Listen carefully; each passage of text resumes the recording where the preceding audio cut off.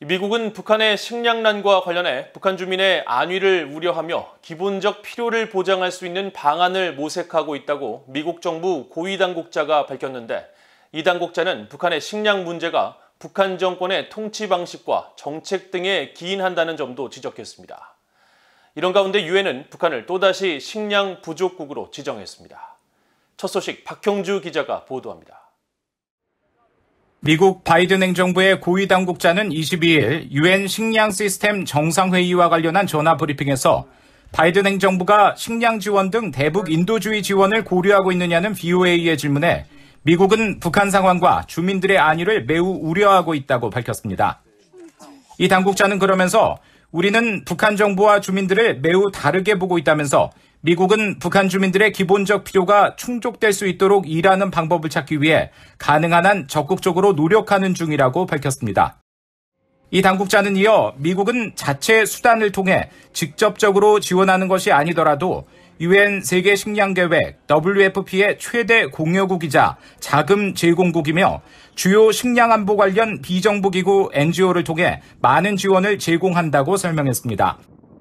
또 직접적이든 간접적이든 미국은 북한 상황에 대해 분명히 우려하고 있으며 주민들의 필요가 충족되도록 보장하는 방법으로 일하기를 원한다고 밝히고, 이는 대통령이 매우 관심을 두는 사안이라고 강조했습니다.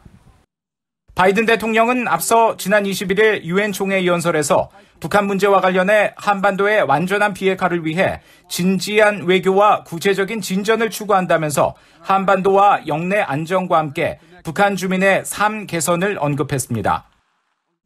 We seek serious and sustained diplomacy to pursue the complete denuclearization of the Korean Peninsula. We seek concrete progress toward an available plan with tangible commitments that would increase stability on the peninsula and in the region, as well as improve the lives of the people in the Democratic People's Republic of Korea.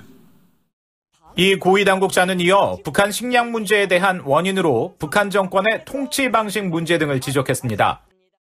북한 주민들의 굶주림은 단순히 공급망 문제 때문이 아니라 북한 정부의 통치 방식과 정책, 충돌, 다른 도전 등 여러 부분에서 기인한다면서 식량난에 대한 북한 정부의 책임을 설명했습니다.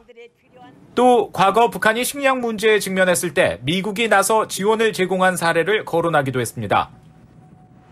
이런 가운데 유엔 산하 세계 식량농업기구 FAO는 23일 발표한 분기 보고서에서 북한을 또다시 외부 지원이 필요한 44개 나라에 포함했습니다.